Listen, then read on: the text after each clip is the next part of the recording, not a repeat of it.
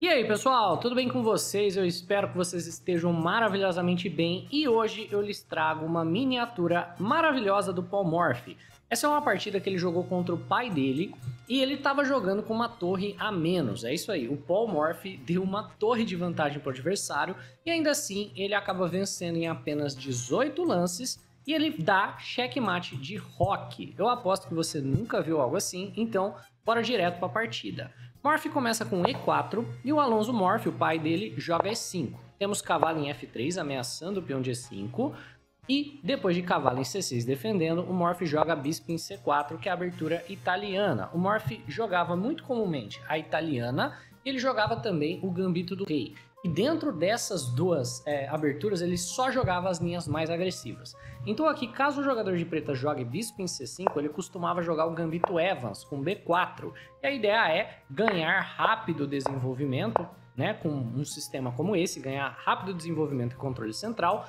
E contra cavalo em F6, que foi o que foi jogado nessa partida, o Morphy, é claro, não sabia jogar de outra maneira que não a mais agressiva possível, jogava nada mais, nada menos do que o ataque fegatello com cavalo em G5.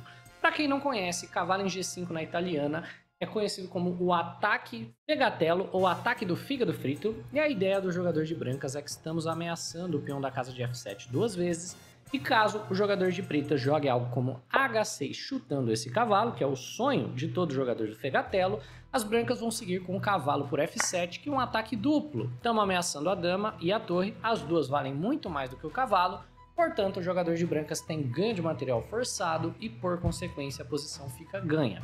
O mais interessante é que, como a gente começou com uma torre a menos, mesmo nessa sequência a posição não está ganha, ela está apenas igual. Mas vamos lá, o adversário do Morphy, o pai dele, né, joga D5. Então ele bloqueia a visão do bispo na casa de F7 e agora o bispo não está mais apoiando o cavalo por F7. Teoricamente, o jogador de pretas resolve o problema. Temos peão toma e nessa posição parece extremamente lógico que o jogador de pretas possa seguir com o cavalo por D5. Hoje em dia, essa daqui é considerada uma armadilha para iniciantes. Para quem não sabe do que eu estou falando, essa sequência com cavalo toma peão de D5, que teoricamente para o ataque fegatello, não é a melhor sequência que o jogador de pretas tem acesso. Existem continuações muito mais fortes, como a complicada cavalo em D4, que seria a variante Fritz, cavalo em A5, que seria a defesa Polério, ou B5, que seria a defesa Uvelstad. Essa é uma linha que tem muita teoria, já foi bem estudada, né, o ataque fegatello, mas cavalo por D5 realmente é o único dos lances que é raramente jogado. E você vai entender o porquê. Nessa posição, as brancas podem seguir naturalmente sacrificando o cavalo na casa de F7. Você pode pensar que esse lance é uma gafe, você está entregando um cavalo de graça.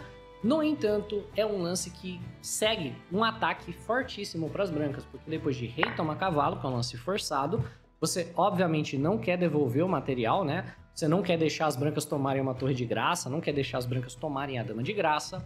As brancas seguem com dama em F3 cheque. E agora, o jogador de pretas, se quiser seguir, né, mantendo esse cavalo, é forçado a caminhar o rei para frente. Eu já vi em nível iniciante, assim, muitas pessoas jogarem rei em G8. Esse lance perde de maneira imediata, porque depois de bispo por cavalo, o jogador de pretas está levando checkmate. Você vê, não tem nenhuma casa para que o rei possa escapar. Então é forçado a entregar a dama, entregar o bispo e levar checkmate. Eu já vi jogadores iniciantes jogarem, por exemplo, rei em E8, entregando o cavalo. Já vi jogadores iniciantes jogar dama em F6, também entregando o cavalo com cheque. Tudo isso acaba perdendo. O único lance plausível para as pretas é rei em E6, caminhando o rei para o centro do tabuleiro e permanecendo nessa cravada absoluta, na qual o jogador de brancas está cravando esse cavalo, e é relativamente fácil de seguir atacando ele. E é justamente o que o Morphy faz. Ele joga cavalo em C3, pressionando o cavalo mais uma vez. Então agora a ameaça é bispo toma cavalo cheque. Nessa posição, muitos lances já foram jogados. Muitas pessoas tentam seguir com o cavalo em E7 para os cavalos se defenderem, depois jogar C6. Muitas pessoas tentam seguir com o cavalo em B4, que é a maneira mais precisa do jogador de preta jogar. Os cavalos novamente se defendem, C6 está vindo, está ameaçando o cavalo por C2 cheque.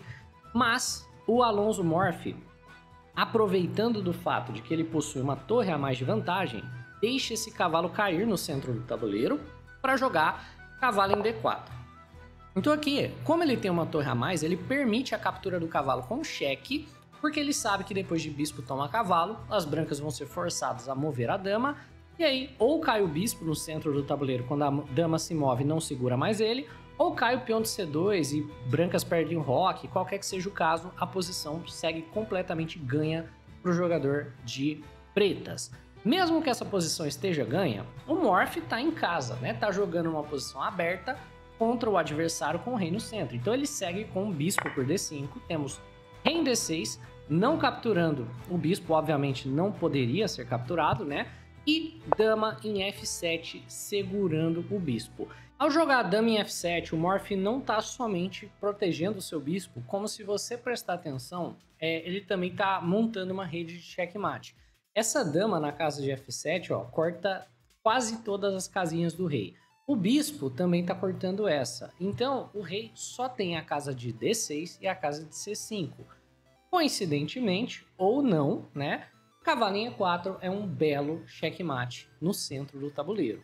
Então, o que quer que as pretas façam, precisa lidar com a ameaça de checkmate.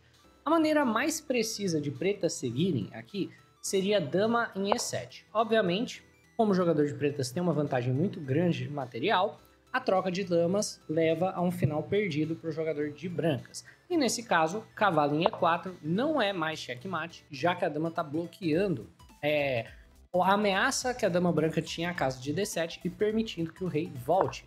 Por mais que ainda existe cavalo em C5, né? Temos rei em D8 e a posição é completamente ganha para o jogador de pretas. No entanto, as pretas tentam um lance que também é muito lógico, no entanto não era o melhor. Ele joga bispo em E6, isso também lida com a ameaça de cavalo em E4, já que agora está desconectando a dama e o bispo, então nessa posição, se cavalo em E4 cheque, rei toma bispo, é uma simples refutação, e ao mesmo tempo ele está tentando simplificar, está tentando trocar peças, e faz bastante sentido querer simplificar a posição, uma vez que o jogador de pretas tem mais material. O que as pretas acabam não vendo é que o Morph poderia capturar em E6 e depois da retomada, então cavalo por bispo, esse rei não consegue manter a defesa do cavalo da casa de E6. Parece que consegue, mas não consegue. As brancas jogam cavalo em E4 cheque e a melhor sequência para as pretas é não segura o cavalo. Para quê? Para que você vai jogar rei em D5? Para que você vai caminhar por território do adversário? Não, entrega o material, não seja materialista, né? Tenha amor pelo seu rei. Mas o Alonso Morph joga rei em D5 e ele perde. O que ele deveria ter jogado é rei C6. Entrega o cavalo, bloqueia desenvolvendo e brancas não tem ataque. O material está mais ou menos igual, porque você entregou peças de volta. Então, mesmo que as brancas tenham começado com uma torre a menos, o jogador de brancas tem uma posição no máximo igual. Depois de dama C4, rei D7, por exemplo, né? O jogador de brancas provavelmente segue com o roque e pretas estão bem, não, né? Provável que não vão ganhar, porque é o Morph, mas ainda assim seria a melhor sequência. Mas as pretas, materialistas como são, jogam rei em D5. E o Morph segue preciso como sempre. Aqui, nessa posição, o Morph joga C4. É um lance que ganha a peça definitivamente, porque agora, né, você vai ser forçado a se afastar do cavalo de um jeito ou de outro. Só que é uma troca, é um sacrifício. Cavalo por E4, dama por E6. Apesar desse lance ser um sacrifício, olha onde está o rei das pretas.